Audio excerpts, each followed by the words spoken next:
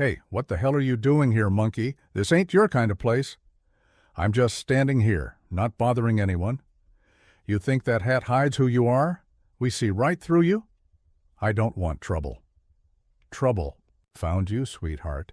You think that uniform makes you somebody? Back off, now. Oh, hear that. She's giving orders. Let's see how tough you are without your army behind you. Captain Naomi Brooks drove with the calm focus of someone used to precision. Her hands rested steady on the steering wheel of the silver rental sedan, her eyes trained on the stretch of two-lane blacktop that cut through the outskirts of Langley, Falls, Ohio. The morning sun shimmered off the hood of her car, refracting in sharp lines through the windshield. The sky above was cloudless, open, the kind of quiet blue that felt almost too peaceful, too still, like a stage waiting for tension to erupt. Langley Falls was not a destination. It was a place people passed through without stopping. A midpoint between military facilities and rural flatlands where silence often spoke louder than the people. On the outskirts of town, a weekend gathering had begun to form near Greer Lake. What started as a casual neighborhood fair had turned into something more sprawling. Rows of white tents lined the path by the water. Children ran barefoot in the rum. Grass and food trucks formed a tight semicircle around the parking lot entrance. The scent of grilled meat mingled with fresh-cut grass and diesel from parked motorcycles. Naomi had no intention of staying long. She had received an alert early that morning instructing her to deliver a classified package, an encrypted data module, to a military communications post just beyond the county line. Protocol demanded direct handoff under strict conditions. She wore plain clothes, black jeans, running shoes, a lightweight jacket, and a dark green ball cap pulled low over her forehead. Her face was calm, unreadable. Her posture was relaxed, but purposeful. This was routine for her. As she approached the edge of the park's overflow lot, she noted its layout automatically, the way years of training had ingrained in her. The parking area sloped slightly downward toward the trees, giving her a line of sight in all directions. She backed into a space under the wide shadow of a sugar maple tree, positioning the vehicle to allow for a clean exit if needed. Her eyes swept the area once more, not from paranoia, but from a deeply internalized habit, cataloging faces, reading body language, noting points of entry and escape. It was instinctual. Across the lot, near the southeast corner, 5 motorcycles gleamed under the morning sun like polished chrome beasts. The men who surrounded them fit the archetype too well to be coincidence. Large frames clad in denim and leather, arms marked with aggressive tattoos, heavy boots planted firmly on the pavement like they owned the ground beneath them. One of them adjusted the volume on a mounted speaker system, unleashing a wall of sound that vibrated through the air. Distorted guitar riffs, thunderous drums, vocals soaked in anger and rebellion. Music made to unsettle. Naomi didn't flinch. Her car doors clicked softly as she stepped out and closed them behind her. The encrypted communication device was stored inside a small black case beneath the passenger seat. She retrieved it and slung the strap across her shoulder, moving to the rear of the car where the signal would be strongest. Her fingers tapped a series of commands onto the device's touchpad, the screen flickering to life with a secure interface. She began entering the authentication sequence, a long string of numbers and letters known only to her and Central Command. The air around her buzzed, not just from the oppressive heat or the guitar feedback, but from the subtle shift in energy that one feels when being watched. She didn't need to look up to know it. Her peripheral vision confirmed what her instincts already whispered. The bikers had noticed her. More specifically, they had stopped what they were doing and had begun to stare. The lot was open, unmarked by dividers. Their proximity wasn't close enough to warrant immediate concern, but it wasn't distant enough to ignore. One of them leaned against the seat of his Harley, his arms crossed over his chest. Another rested a boot on his front wheel, chewing something slowly, his gaze fixed and invasive. A third sat idle on the bike itself, but his hand hung near the waistband of his pants, where the glint of metal from a holstered sidearm was visible under his open vest. Legal or not, the display felt deliberate. Naomi stayed still. Her hands continued to enter codes, her posture never stiffening. She didn't make eye contact. She didn't give them the reaction they might have expected or wanted. Her body was a study in economy and efficiency. She breathed evenly, slowly. If she felt the pressure rising, she didn't let it show. Around her, the fair continued. Children chased balloons in the distance, and vendors called out prices for lemonade and fried dough. Somewhere nearby, a dog barked, and a car horn honked lazily. The two worlds, the light-hearted chaos of the fair and the heavy silence of the lot, coexisted on the thinnest of membranes, separated by nothing more than a few parking spaces and a growing sense of unease. She activated the uplink and began. A low-band transmission to the secure military satellite. The screen blinked green. Status: connected. Naomi raised the device to chest height, angling the antenna to lock on. Her lips moved as she began the verification process, her voice barely above a whisper. It was enough. A soft chime indicated that the line was live and the channel encrypted.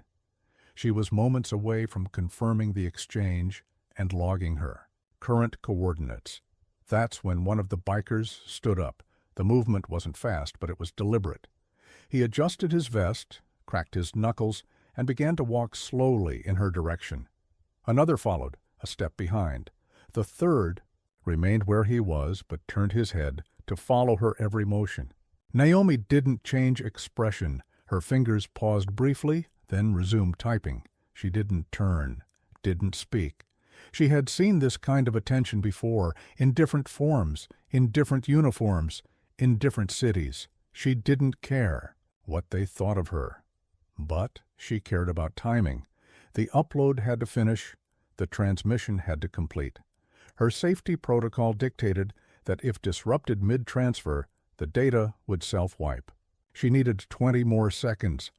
The men kept walking. Their boots scraped the pavement. One of them barked a laugh loud enough to cut through the music. It wasn't genuine. It was a sound people made when they wanted to assert presence, dominance, irritation at someone who hadn't acknowledged them. Another flicked a cigarette to the side. The glowing tip arced briefly through the air and landed near Naomi's front tire. Still, she said nothing. She remained focused on the device in her hands. The code had reached the final segment. 1. Last key sequence, and the information would be uploaded, encrypted, and retrievable only from a Department of Defense terminal.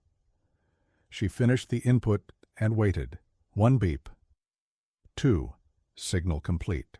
Upload successful. Naomi exhaled quietly and lowered the device, clicking the screen into standby mode. The secure line closed with a soft tone. Only then did she glance up, her gaze locking briefly with the nearest bikers. She didn't frown, didn't smile, just looked. It was enough. Something shifted in their posture, minor, subtle, but her training caught it. The moment a group turns from bored to interested, from amused to invested. The crackle of escalation hadn't started yet, but the air was dry and the spark was close. And the quiet blue sky above gave no warning of the storm that was about to follow. Naomi didn't need to see their faces to understand what was coming. The stillness in the space behind her had changed its rhythm, subtly but unmistakably. It was the shift from distant observation to encroaching intention, the almost imperceptible silence that preceded confrontation. Her instincts, long honed by years in volatile environments, flagged the moment the first footstep angled just slightly. Off-center, the cadence of movement no longer idle but direct. Without turning her head, she sensed it. One of the bikers had said something. Whatever it was, it sent a ripple through the group like a match to dry brush. 3 of them began to approach. The 4th leaned against his bike, arms folded, watching. with narrowed eyes while the fifth remained straddling his machine, slowly nodding to the beat of the blaring music, but never taking his gaze off her. The thud of boots striking asphalt grew louder, not rushed, not chaotic, measured, deliberate. These were not men stumbling into a situation. They were moving with a purpose they didn't bother to hide. The music continued to pump out distorted chords and snarled lyrics, a chaotic wall of sound that distorted perception and masked words. Behind Naomi, their voices were raised, carried on the current of bass and drum, filled with the cadence of provocation. She couldn't make out specifics, but the tone told her enough. There was mockery, condescension, a cruel amusement that suggested this was less about curiosity and more about proving something, to themselves, to each other, to the world that had, in their eyes, shifted in ways they resented. She finished the final command sequence on her encrypted device and watched the status bar scroll across the screen. The signal pinged green. Confirmation blinked. Her transmission had successfully uploaded. She didn't relax. Her body remained upright, hands calm but at the ready. Every motion was contained, efficient. She heard the shuffle of gravel as one boot slid a few inches forward. The nearest man had closed the distance. She could feel the presence behind. Her now, too close, too casual to be coincidence. He stopped within a foot of her back, the kind of proximity meant to intimidate, not initiate conversation. The space between them crackled with tension. To her left, another had moved into her peripheral field. She could make out the edge of a tattoo curling around his forearm, and the silver glint of a chain hanging from his belt loop. The third took the right side, circling at a slight angle, pretending to inspect the shape of her rental car, but clearly. Watching her hands, she didn't move. Her right hand hovered loosely at her side, fingers relaxed. Her left clutched the strap of the encrypted case slung over her shoulder. The temptation to produce her military ID passed through her mind and dissolved just as quickly. She knew what flashing credentials would accomplish in this moment. It would not yield respect. It would be seen as a challenge, or worse, an insult. The authority those documents carried meant nothing to men like this. Her uniform, her rank, her mission, all of it invisible, replaced by a narrative they were already crafting in their minds. The man directly behind her shifted his weight. She heard the subtle, unmistakable sound of a safety being flicked off. It wasn't done discreetly. It was a theatrical gesture, an act meant to puncture the calm, to insert dominance into the moment. A statement not of fear, but of intent. To her left, a boot struck metal. The biker delivered a casual kick to her car's bumper, the hollow sound ringing louder than necessary in the open air. It was the equivalent of a warning growl, not yet an attack, but a message sent. The man on the right leaned closer to the driver's side window, shielding his eyes from the sun with one hand, as if looking inside. His other hand hovered near the door handle. She knew what he was doing. Testing, probing, seeking some indication of her vulnerability. He wasn't curious about the contents of the vehicle. He was looking to provoke a reaction, looking to confirm that the power they believed they held was real. Naomi's stance never wavered. Her back remained straight, her shoulders squared. Her chin was lifted just enough to establish presence, but not aggression. Every breath she took was measured, controlled, deliberate. Her eyes scanned without obvious movement, cataloging each. Of the three men's positions, she could feel their gazes like heat against her skin. This wasn't random mischief. It wasn't drunken foolishness. This was personal. They didn't like her presence. That much was clear. She was too composed, too focused, too unbothered. The fact that she stood calmly in a space they considered their own, that she dared to act without deference or fear, was an affront to them. More than that, it was her difference, race, posture, self-control, that clashed with their expectations. They didn't understand her. And when some men don't understand, they seek to dominate. The biker behind her let out a low whistle, meant to get her attention, maybe to unsettle her. When she didn't turn, he moved closer, just slightly, just enough for her to hear his breath, to feel the shallow displacement of air. The one to her left chuckled under his breath, a sound that carried an edge of something meaner than humor. The third placed his hand against her rear driver's side window, fingers splayed like he was marking territory. Naomi remained silent. She was not silent out of fear. She was calculating. Her mind worked like a quiet engine, evaluating trajectories, escape paths, de-escalation options. She considered the weight of the case on her shoulder, the location of the encrypted device, the visibility of her vehicle to the crowds beyond the lot. But the fair had grown noisier, more chaotic. The edge of the lot was partially obscured by a bank of trees and a vendor truck. If someone screamed, it might not be heard. If something happened, help might not arrive in time. Not that she would wait for help. Her training didn't allow for that. The air around them had grown thicker, as though the sun itself had leaned closer. The smell of oil, sweat, and the faint sweetness of grilled onions from the distant fairground all blended into a strange, oppressive atmosphere. Time slowed, not literally, but in the way tension distorts perception. Each second expanded. Each movement became clearer, more significant. She was aware of her heartbeat, not because it quickened, but because it stayed so stubbornly steady. Then the man to her right took a step closer. He leaned forward, peering again into the window, then cast a glance toward her, his head tilted slightly, his eyes challenging. He tapped the glass once with his knuckle. The other behind her shifted again. She sensed it coming before it happened.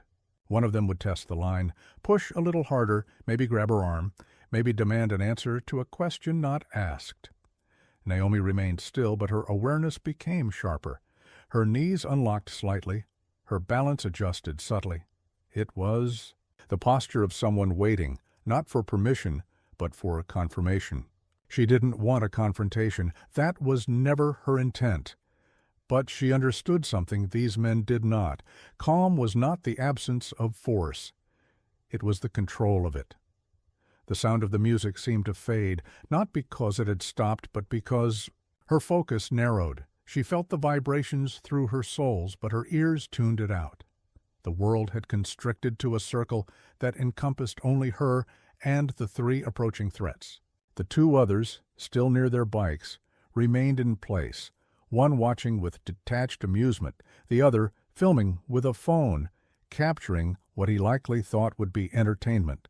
They didn't understand that they were recording a spark. Before the fire, Naomi's fingers flexed slightly. Her body did not telegraph readiness. It absorbed tension, distributed it evenly, like a tower that did not bow to the wind. She waited. They would make the next move, and when they did, they would learn that a storm had already arrived. It just hadn't raised its voice yet. In the depths of the Pentagon's communications wing, the air never stood still. The constant hum of servers, the click of keys, and the soft beeping of active channels formed a kind of modern rhythm, an orchestra of vigilance. In a room dimly lit by dozens of glowing monitors, Lieutenant Marcus Rowe sat alone at his terminal, eyes scanning data readouts, his headset snug against his ears. He was a systems liaison, part of a mid-level operations team responsible for maintaining secure uplinks between active field officers and Central Command. Most days were uneventful: maintenance cycles, protocol verifications, static-ridden test pings. But today, something went wrong. A soft ping drew his attention to a flickering status light on one of his secondary screens. The line assigned to Captain Naomi Brooks had initiated contact, then terminated before full verification. The initial handshake with the system had occurred, followed by a sudden, garbled signal loss. The log showed an abrupt drop in channel integrity. Interruption not caused by server-side latency, but by something external. Environmental interference, possibly obstruction, possibly damage. Marcus leaned forward, manually pinging the last known position of the device. The GPS field displayed a red error, then recalibrated and locked onto a new position. His brows furrowed. The location didn't match the travel plan logged earlier that morning.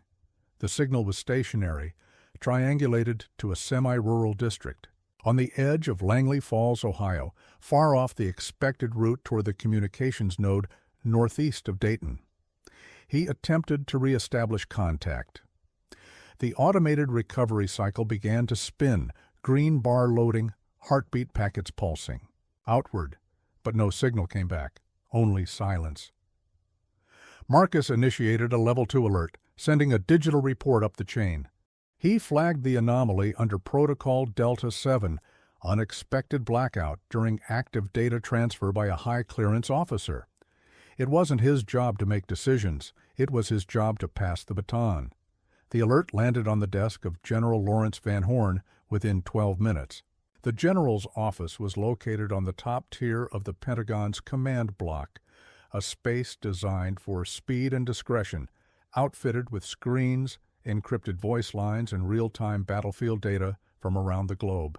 Van Horn had served for nearly 4 decades, his shoulders bearing the weight of too many classified operations and too many names etched into stone. He was not a man easily alarmed, but when the system flagged a direct upload interruption from Captain Brooks, he didn't hesitate. He remembered Naomi. He had approved her assignment 2 years prior to Cyber Ops Intelligence, having reviewed her exemplary record during her time in Logistics Command. She was sharp, focused, unfailingly composed. She did not make mistakes. She did not deviate from protocol. If she was offline, it wasn't due to negligence. It was because something or someone had stopped her. Van Horn stood, issued a series of rapid-fire instructions to his aides, and tapped into the Joint Operations Network. Within moments, a priority channel opened to Wright-Patterson Air Force Base in southwestern Ohio. The order was clear. Deploy a rapid response unit to the UEFA coordinates now logged on the Pentagon system. The base commander confirmed. Estimated time to destination, just under 2 hours by convoy, faster if an airlift was cleared. As that machinery began to move, Van Horn directed his staff to alert regional law enforcement. The standard approach would involve notifying the State Highway Patrol, county sheriffs, and local precincts. But Van Horn was not interested in standard responses. He reviewed the map again, focusing on the area near Greer Lake, public park, mixed terrain, vehicle access, residential proximity. He ordered communication staff to send a coded message to the Ohio Office of Homeland Security. Any encounter with military personnel at the marked location was to be treated as a federal matter. No improvisation, no press releases, no confusion. While ground teams coordinated their routes, the digital side of the Pentagon came to life. Analysts scanned satellite imaging of Langley Falls. One satellite had passed over the region less than 20 minutes prior, though limited. In resolution, the feed revealed shapes consistent with civilian gatherings near the lake, vehicles, tents, clusters of people. It also revealed a section of the parking lot where 5 motorcycles and a lone sedan were parked apart from the Rio. Others, the spacing, the orientation, it matched familiar patterns, confrontation staging. Tactical analysts flagged the footage for review. Back in the comms wing, Lieutenant Rowe was instructed to initiate an emergency trace on Captain Brooks's device. Even if the uplink had been severed, the device's biometric lock would continue, broadcasting a dead signal, a traceable electronic heartbeat unless fully destroyed. As the team triangulated the signal to a precise GPS coordinate, a technician enhanced the file metadata from the interrupted transmission. Buried beneath the static were fragments of background noise, distorted music, male voices overlapping, and a burst of impact against a hard surface, possibly metal or glass. Then total silence. The data package she had attempted to transmit had gone through successfully. That alone was reassuring. But the fact that her line had died immediately afterward suggested something had gone wrong on the ground. Whether technical failure or external interference remained unknown, but the metadata painted a picture that could not be ignored. General Van Horn requested a direct line with the Director of Military Intelligence. His voice, though calm, was colder now. Controlled fury, masked as strategy. They spoke in clipped tones. Brooks had been handling sensitive directives. The potential for data compromise was non-zero. The incident was being elevated to immediate priority classification. Within minutes, notifications were routed to the Office of the Secretary of Defense, and a secure report was drafted for potential escalation to National Security Council review. Parallel to these moves, the Pentagon activated internal record checks on any recent threats, known civilian extremist activity in the Langley Falls region, and any unresolved incidents involving armed militias or motorcycle gangs operating within the vicinity. The background. Review began populating with past reports, minor altercations, intimidation complaints, a few sealed case files from local departments that raised more questions than they answered. The dots weren't fully connected yet, but the picture was growing darker. On a quiet desk near the end of the operations floor, a printout lay open. It displayed Captain Naomi Brooks's full service history, deployments, commendations, psychological clearance, and a list of completed joint training programs. It ended with her current assignment, a low-profile but high-risk courier directive, approved, authorized. She had followed orders. The problem wasn't Naomi. The problem was what had surrounded her when her signal went dark. In the response briefing room, personnel began finalizing deployment logistics. A Black Hawk helicopter was fueled and positioned. Ground support vehicles, including a communications van, were loaded with rapid response gear. The team selected for the mission included tech officers, a medic, a field adjudicator, and 2 counter-interference specialists trained in domestic threat assessment. The mission was not public. It was classified as a live containment and verification operation. No press, no noise, just action. Back at his terminal, Marcus Rowe monitored the signal feed, waiting for any sign that the uplink would revive, that Brooks would reconnect, that this could all be chalked up to a false alarm. But the screen stayed black. No pings, no static. Just a blinking icon marking a moment in time when silence became more dangerous than noise. The Pentagon was in motion now, and silence no longer meant nothing. It meant something had gone very, very wrong. The tension in the air had reached a breaking point, like the charge before a lightning strike. The space around Naomi had collapsed into something tight and volatile. A shrinking circle of aggression coiled around her in human form. The posturing of the bikers had shifted from theatrical to physical, their bravado tipping into movement, and with that movement came the moment she had anticipated, the one she had prepared for, but hoped to avoid. The first one to act did so with calculated disrespect. He reached out quickly, fingers brushing against the brim of her cap as if to snatch it away. The gesture was not only invasive but symbolic, a deliberate attempt to strip her of composure, to provoke a reaction. Before he could make contact, Naomi shifted her weight subtly, pivoting her body just enough to avoid the full grasp. His fingers scraped against fabric but came away empty. The second man, standing slightly behind her left shoulder, closed the distance and seized her by the upper arm.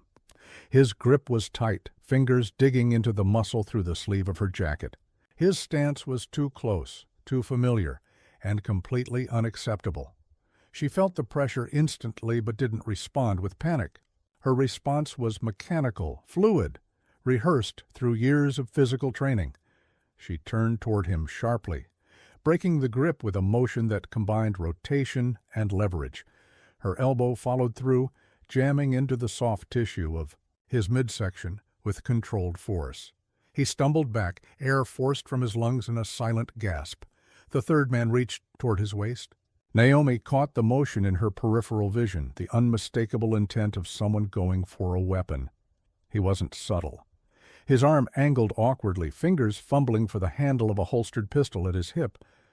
She closed the distance before the weapon could be drawn, stepping in diagonally to disrupt his balance.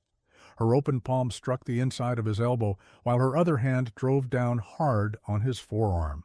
The pistol remained in the holster, but he lost the strength to reach for it again.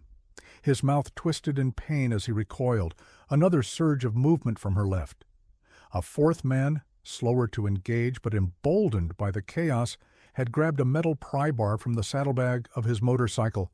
He brandished it like a club, raising it overhead with the crude aim of a man more familiar with intimidation than precision. Naomi's eyes tracked the arc of his swing before it began. She dropped low, pivoting on the ball of her back foot, and swept her leg in a tight arc that struck his knee from the side. The blow forced the joint to buckle, and the man collapsed with a grunt, the crowbar clattering uselessly against the pavement. The fifth biker made a clumsy attempt to catch her from behind. He lunged, both arms extended, trying to grapple her into a hold. She used his momentum against him, redirecting his weight with a sidestep. His forward motion brought him directly into the front end of her vehicle. She seized the back of his jacket and guided him forcefully across the hood, his back slamming against the metal with a heavy thud before he rolled to the ground in a stunned heap. Each movement Naomi made was deliberate, devoid of unnecessary flourish. She neither yelled nor growled. There were no theatrics, no declarations, just clean execution. The sounds were stark: grunts, impacts, the scrape of boots on pavement, the hollow clank of metal on metal. She moved like a storm channeled through muscle and memory, not with fury, but with the cold purpose of someone trained to end a threat with as little harm as necessary, and no more. None of the bikers were dead. She had ensured that, but none of them were unscathed. They now sprawled in a chaotic ring around her, groaning, panting, some nursing joints, others too stunned to move. It had taken seconds. A contained eruption, the illusion of their dominance, had been shattered in less time than it took a match to burn down to the fingertips. One of them, his pride as bruised as his body, scrambled upright. Blood trickled from the corner of his mouth. He pulled a phone from his back pocket with shaking hands and raised it in her direction. His intentions were unclear: record her, shame her, claim innocence, but the action didn't reach completion. The thumping of heavy blades split the air overhead, a low-frequency vibration that made the asphalt tremble. Heads turned skyward, instinctively, as the dark outline of a military helicopter crested the treetops, casting a wide shadow over the lot. The downwash of air bent branches and scattered dust across the parking lot, washing over Naomi like the tide before a storm. The black body of the aircraft bore no insignia visible to civilians, but to her the shape was unmistakable. Reinforcements had arrived at nearly the same moment from the far end of the lot. The roar of engines signaled the arrival of ground units. 3 matte black tactical vehicles swung around the corner in tight formation, tires screeching as they braked to a halt in a triangle around the scene. Doors flew open before the dust settled.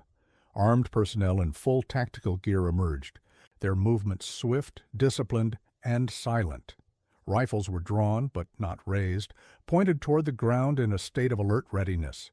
The first of the soldiers, a man in his early 40s with the build of a career field officer, broke formation and jogged toward Naomi. His eyes moved across her frame, scanning for injury. His body language was protective, but non-intrusive. Behind him, the rest of the team fanned out, establishing a secure perimeter around her, pushing the stunned bikers outward with silent gestures. No weapons were discharged, no commands were shouted.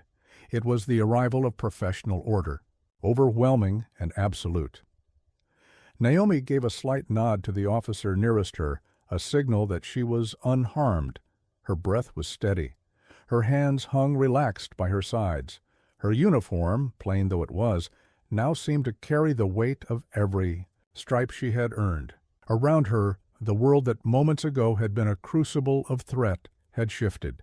Now she stood at its center not as a target, but as a protected asset, surrounded by those who recognized her not just by face, but by function, by rank, and by necessity. The helicopter hovered overhead, its noise now a backdrop to the quiet control on the ground. Civilians from the nearby fair had begun to notice the presence of military vehicles, their heads peeking around trees and tent flaps, their phones raised. A new audience had emerged, one that would document what they hadn't seen but would now speculate about. But for Naomi, the crowd didn't matter. She focused only on the immediate. The threat had passed, but her awareness remained sharp. Her mission, while momentarily suspended, was not over. There were still protocols to follow, debriefings to conduct, reports to file. The situation had changed, but the chain of responsibility remained unbroken. As the perimeter held, the tactical team secured the area, collecting weapons, checking identifications, photographing injuries. The bikers were corralled and seated against a low barrier wall, none of them protesting loudly now. The adrenaline had drained from them, their confidence had evaporated. Naomi remained silent. She did not glare, she did not gloat. Her calm was more cutting than any rebuke. Her presence, once challenged, had now been reinforced with overwhelming force. And yet, the lesson she had just taught had not been one of power. It had been one of restraint. She had not fought to destroy. She had fought to remain. The parking lot had fallen into a strange and hollow quiet, broken only by the rhythmic chopping of helicopter blades overhead. The air was heavy with dust, stirred by the downwash, and sunlight now cut through the thinning smoke and haze, revealing the aftermath in full detail. The bikers, who only minutes before had projected threat and dominance, now lay sprawled across the asphalt, disarmed, disoriented, and diminished. A few groaned quietly as they attempted to lift themselves. Others simply stayed down, as if the effort of rising under so many watching eyes was too much to bear. One of them, a younger man with a shaved head and a poorly healed tattoo crawling across his neck, suddenly tried to bolt. He staggered up from the pavement, legs unsteady, and made a break for the tree line near the edge of the lot. He didn't make it far. Two soldiers from the perimeter team reacted immediately. They moved in smooth, silent coordination, one stepping into his path, the other flanking him from the rear. Within seconds, he was on the ground again, face pressed into the gravel, his arms pinned behind his back. The brief scuffle drew no cheers, no gasps. The crowd, once curious, had grown still, as if unsure of how to interpret what they were witnessing. Above them, the military helicopter maintained its position, hovering with a low, menacing hum, a guardian and a warning all at once. Its presence signified that the situation was not yet considered fully resolved. This was not a show of force for its own sake. It was containment, control, protocol. The tactical team on the ground proceeded with precision. Each soldier knew their role, moving through rehearsed patterns to secure the area and establish command. They collected weapons dropped or discarded in the scuffle, photographing each item in place before sealing it into evidence containers. Among the recovered items were two unregistered pistols, a hunting knife with a bloodied hilt, and a compact set of brass knuckles. The items were logged with serial numbers, time stamps, and location coordinates. Nothing was left to chance. Captain Naomi Brooks stood at the center of the scene, now surrounded by a soft ring of personnel.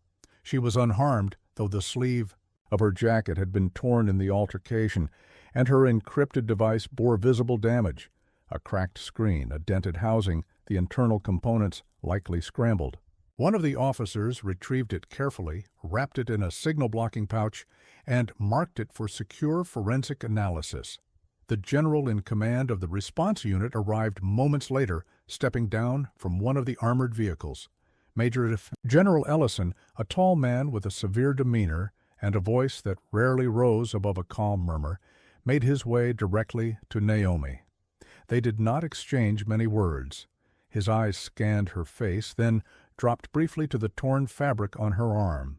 He gave a short nod, then turned away and issued orders into a handheld communicator. His next call connected him directly to a secure Pentagon line. His report was concise and factual. The asset was stable. The scene was controlled. Hostiles were contained. A formal follow-up would be transmitted within the hour. The local police arrived late. Their squad cars rolled into the scene with lights flashing, but no sirens. The officers exited cautiously, hands near their belts, only to pause when they registered the scene. The armored vehicles, the military insignias, the unmistakable presence of federal authority, it froze them mid-step. Some exchanged uncertain glances. They had not been briefed. No one had called them. By the time they received a report of the disturbance, the federal response was already airborne. What they had expected to be a minor incident, a parking lot scuffle, or a noise complaint, had escalated far beyond their jurisdiction or understanding. None of the soldiers acknowledged the local police with aggression, but their presence was made clear. This was no longer a matter for city enforcement. The lieutenant in charge of the containment perimeter approached the ranking officer from the Langley Falls Department and handed over a sealed folder. Inside was a non-disclosure directive, signed at the federal level, and a summary indicating that all details of the incident were now under federal review. The officer read the papers silently, then nodded once and stepped back. Meanwhile, a forensics technician uploaded footage from a body-mounted camera worn by one of the soldiers. The video had captured most of the altercation in high definition. Detail: the bikers' approach, the attempted assault, Naomi's response, and the immediate escalation. Additional footage had already been collected from bystanders, grainy cell phone videos showing different angles, some uploaded to social media within minutes of the helicopter's arrival. Analysts were already in the process of flagging and archiving those posts. Audio had been recovered from the encrypted device's damaged uplink. Though the signal had been disrupted during the struggle, several seconds of clear sound remained. Ambient noise, the aggressive tones of the bikers, and the sharp percussive rhythm of physical impact. Combined with the military's own surveillance logs, a comprehensive reconstruction of the event was underway before the sun had even shifted in the sky. The bikers were detained in the back of two of the military vehicles, their wrists zip-tied, their voices now subdued. Background checks revealed more than just bad attitudes. Two of them were already under investigation in separate counties for weapons violations and assault charges. One had outstanding warrants in another state. Their weapons, unregistered and illegally modified, would be enough to justify federal prosecution on multiple counts. Combined with the attempted interference in a military operation and the assault on an active duty officer, their legal exposure had just expanded dramatically. A federal investigator arrived by helicopter within the hour. She began immediate interviews on site, taking preliminary statements from the soldiers involved and photographing Naomi's injuries for the record, even though she had refused medical treatment. Her calm was unshaken, her answers crisp, but her eyes carried the unmistakable weight of someone who had seen just how thin the veil of civility could be. From the first punch to the last set of handcuffs, the entire incident had unfolded over the span of 15 minutes, but the consequences would stretch far beyond that. The Defense Department had already flagged the event for internal review. The Department of Justice had been notified. The legal and political reverberations were just beginning to form, like the first concentric ripples across a still pond after a stone has been dropped. As the sun dipped slightly westward, casting long shadows across the parking lot, the helicopters lifted off one by one, their rotors kicking dust high into the air. The vehicles began to roll out in formation, turning onto the main road with the precision of a departing battalion. Naomi sat in the rear of the lead vehicle, silent, her encrypted device resting in a black case beside her. No sirens, no press, just departure. But silence, as always, meant nothing was over. It only meant that the next chapter had not yet begun. 2 days after the confrontation, the world had begun to turn its attention to Langley Falls. What had started as a quiet incident in a town no one outside of Ohio paid attention to had rippled outward through defense networks, government briefings, and, inevitably, public scrutiny. But for Naomi Brooks, the center of the storm, the noise outside meant little. She remained composed, even as the Pentagon's Public Affairs Office requested her to stand in front of cameras, to narrate her experience, to put a face and a voice to the headlines that were beginning to spread across networks and platforms. She declined, not because she feared the spotlight and not because she lacked the words. She declined because some truths did not need to be spoken when they had already been lived. The footage, the reports, the weight of institutional verification, they were enough.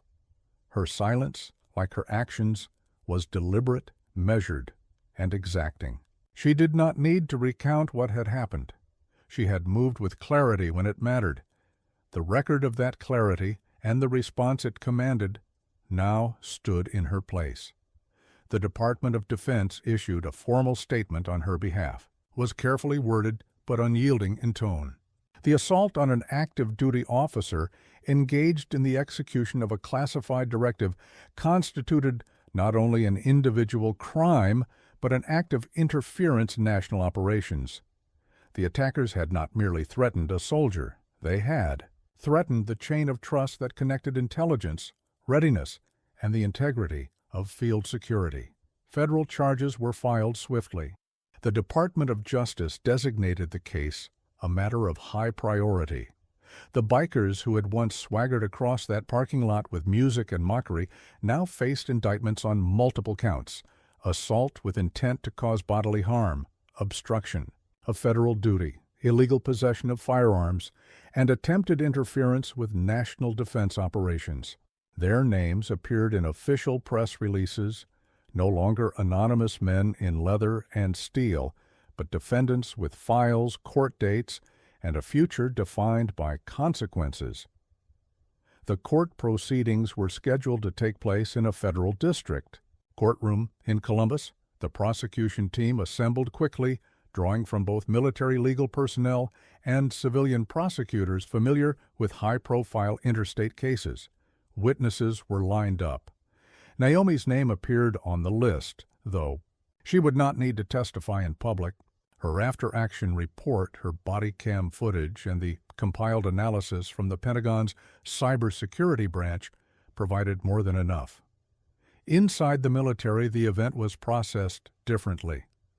Quietly, internally, a classified report circulated among upper echelons detailing the breakdown of command response, the timeline of signals lost and regained, and the successful deployment of a rapid response unit under tight conditions.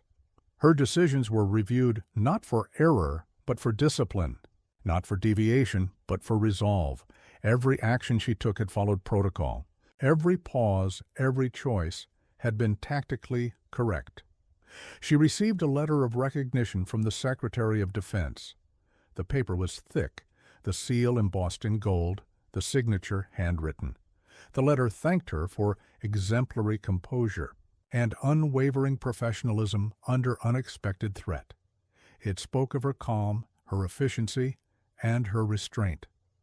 Naomi read it once, then folded it gently and placed it in a drawer. She did not pin it to a wall, did not frame it.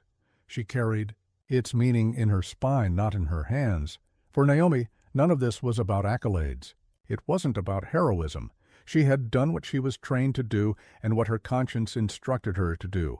She had not hesitated. She had not overstepped. She had not become the threat, even when threatened, and that to her was the definition of duty. Not the execution of violence, but the refusal to let fear dictate behavior. In the days that followed, she returned to her post without ceremony.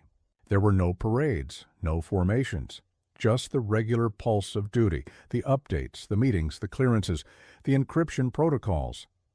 She resumed her role without protest, stepping back into a system that, for all its structure, had momentarily allowed her to stand alone. She bore no resentment for that. She had always known the weight of command was not shared evenly. Word spread slowly in whispers through corridors and behind closed doors. Officers spoke of her differently now, with more respect, not for the violence she endured or deflected, but for the silence she held afterward. She had not made herself a martyr. She had made herself a mirror. And in her stillness, others saw the gap between what was expected and what was owed. Some of her colleagues tried to offer quiet encouragement, a handshake, a nod in the hallway. One left a note on her desk without a name, folded once. "You didn't raise your voice, but the country heard you." She didn't reply. But she kept the note. In Langley Falls, the townspeople spoke of the incident in shifting tones, at first with confusion, then discomfort, then pride, though not all of it was earned. Local leaders worked to distance themselves from the men involved, from their prior histories, from the silence that had allowed them to fester unchecked. In an act of quiet restitution, the town council approved the installation of a small plaque near the edge of the lot where the confrontation took place. It was a simple marker, steel bolted to a low stone pedestal, no ceremony to reveal it. But the words etched into it spoke with precision. The message read, "Here, a United States officer displayed courage not in battle, but in the face of indifference, and she prevailed." The plaque bore no name. That was by Naomi's request. She did not need it. The moment spoke for itself, and she, as always, had no need to speak louder than the truth.